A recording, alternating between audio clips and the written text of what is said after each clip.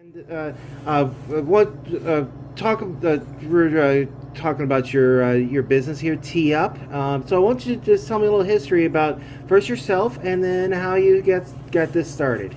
Okay, so I'm originally from England. I moved over here a while ago, and then when I got here, I wanted something to do. So with the town having 2 golf courses, I was like, okay, golf it is then. And then me and my wife decided that we had an opportunity to build an indoor golf simulator business. We had a space that we could do it, and we decided that let's give it a try. The town only has one at the golf courses at the top of town, and we thought let's put one right in the middle of town and see what people think and give people something to do through the winter, considering it's such a big golfing community. So we thought, why not? Let's give it a go. So what did bring you to Waverly first initially then? So my wife brought me to Waverly initially. So she's from here, and then I moved over here about just over 2.5 years ago, I think. And then so we were in Waverly. I currently work at Quick Star as well on East Bremer. So I do have another job as well. So this and that, it's not just the one thing. I still have another job as well. So yeah, she was from here, so I came here, and that's kind of how I ended up in Waverly, because of her. Not by I didn't pick it out on a map and go, right, that's where I want to be. Right. So then what brought you to the U.S. then? Again, it was just her. She was from here, so she's from. How did you two meet then? We actually met out in Colorado. I used to compete professionally snowboarding, and then I was out there with a couple of the younger ones that were training to be on the British snowboard team, and I was coaching them.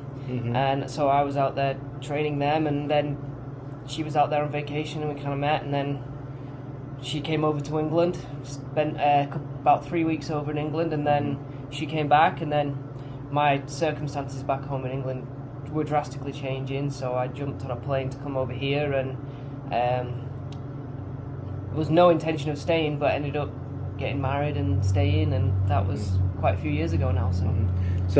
So were you like coaching up your team on the Do Tour or something, or like the X Games, or? So not quite the Do Tour, because that's kind of a hard one to get into on the.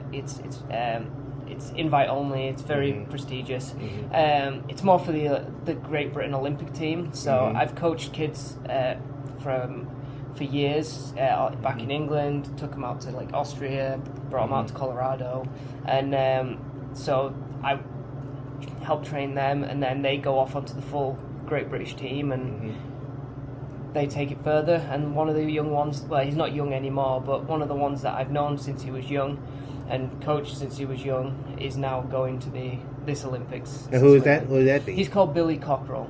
Okay, so that's something to look for in Beijing? Hopefully, yes. Okay. Hopefully look forward to it. So. All right. So. Top. And then we've just installed a TV. We're going to get another one down for the other side. And then, so this side, fire it up. So everything on here, you can use the keyboard and the mouse. All our screens are actually touchscreen as well, so they're completely touch interactive. You can use the screen to get onto everything. This is the software that we actually use. So like, for example, a driving range, if I hit this, it's going to jump us straight into a driving range. And you can see the driving range on the screen, and then the driving range will be on the screen behind. And so then the screen shows you where the ball goes. Like a wedge shot. And then it'll show you all the information on there. And that's all that information, you know. I didn't select the right club either, so it looked like a... yeah, it looked like a wedge. So it is. It's really smart. It's really fun. You can just hit away. That one came off the toe of the club, but it's really good for instructional purposes. It's really good for fun. There's a lot of games, like I said. This is just the driving range, so we actually have guys that come down and they will just hit. And now, so how did you make the transition then from snowboard coaching to golf? So, with snowboarding, there's a lot of fundamentals that require you to move your body in a specific way. There's a lot of twisting, a lot of turning to put it into shot. So, when it came to golf, I already could generate a lot of momentum with my torso, and like I had a very good understanding of what my feet are doing, what my arms are doing, like, and I can break it down quite easily because it's the same as being on a snowboard. You know, for me, I feel a lot through my feet. I feel a lot through my body, and you have to think about things in a more methodical way and the mechanics of things. So when it came around to golf, my progression was quite rapid, and then once I kind of got into it, got the bug. There's some amazing golf courses in Iowa, and my brother-in-law lives up in Minnesota, so I'll go up there and we'll try courses around there as well. And so yeah, once I kind of got the bug for it, and we were playing, and then one thing led to another, and we ended up opening this place. All right. Well, I'm gonna give this a go. I haven't played it in like several years, but hopefully I won't make a fool out of myself here. Okay. This is a 7-iron.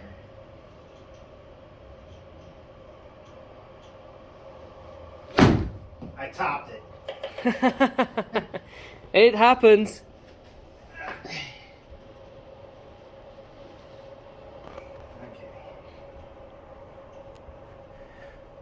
Maybe put a little central in my stance, and here we go.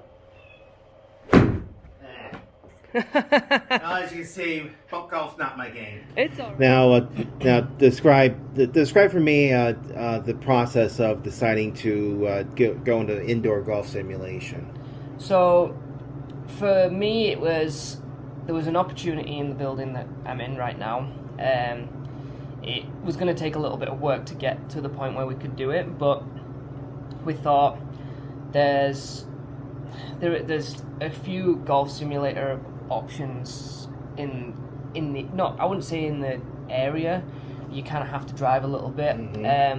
So we thought, with the fact that the city has a city course, and that like you have Prairie Links up at the top by Walmart, and there's a lot of golfers and not a lot of golf simulators, and people like to be able to continue their sport that they like through the winter, especially when there's not a lot to do, and it can get a little bit depressing in the winter. You can get stuck at home, or like you feel like you can't go do anything because of the weather and stuff like that. So for us, it was to give the town something to do, and like since I've got here, Waverly's been great to me, so I want it to be great to Waverly. So So what are some of the things that you offer then? So we do indoor golf simulation sessions. You can book in hour blocks. We do group bookings. So, for example, today I have a group coming in at 12 o'clock.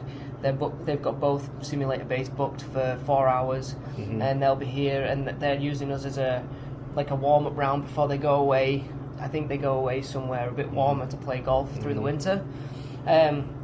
We have just about announced that we're offering lessons through myself and also Jordan David, who's the golf pro at Waverly Municipal Course. And he just got PGA certified. Yep, so he's going to be, we're just finalising a few things, hopefully from about January the 9th, I think.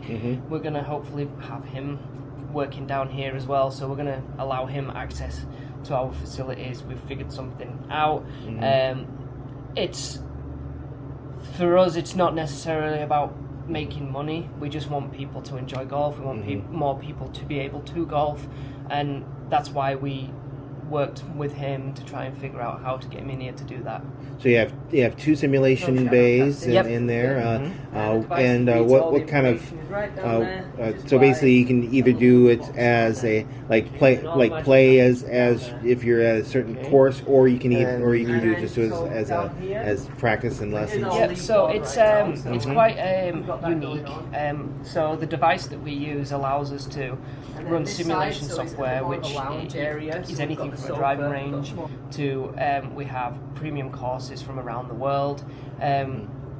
There's chipping and putting practice training aids on there, and there's and it even goes as far as like there's games. So for example, we had some kids in the other night, and there's some fun games on there that aren't necessarily fully golf orientated, but it still gets them excited to swing the club, play golf, and get them into it a little bit more. But with the software and the device being so intuitive and so diverse, we can actually use the information that device gives us to help people understand what's going on with their golf swing, what's going on with their game, what's going on with their statistics, and it's brilliant because it can be used in a fun aspect, or it can be used in an educational aspect. So it's really, really fantastic. So, Simon gave me a few tips here to see if this will actually work.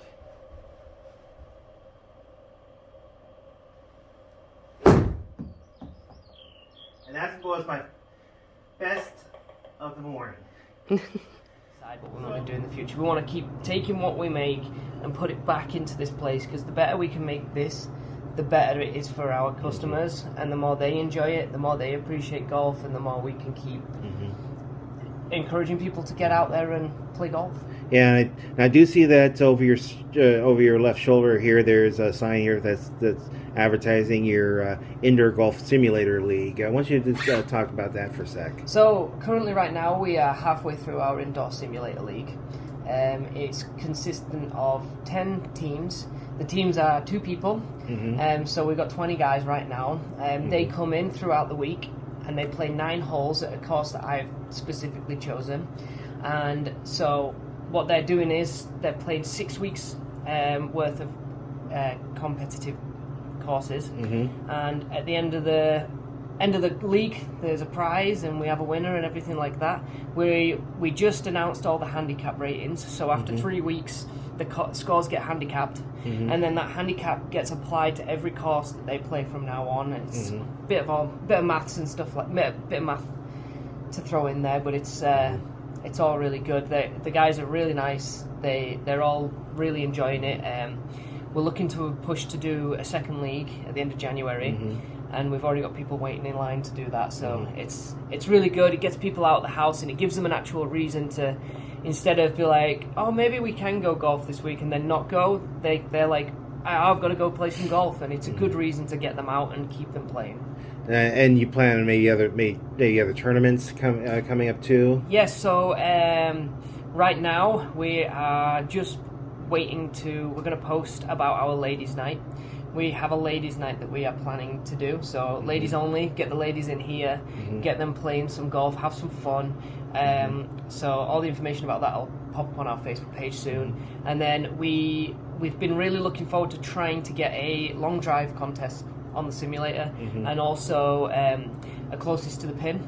So we have a contest where I can set up the software where you get so many shots, and then you have to see who gets the closest to the hole, and we want to do a knockout tournament with that. And then I've also got some other plans for some other knockout tournaments, but hopefully we can get around to doing those, because it's quite busy. So And how popular has it been so far, this business? More popular than I expected.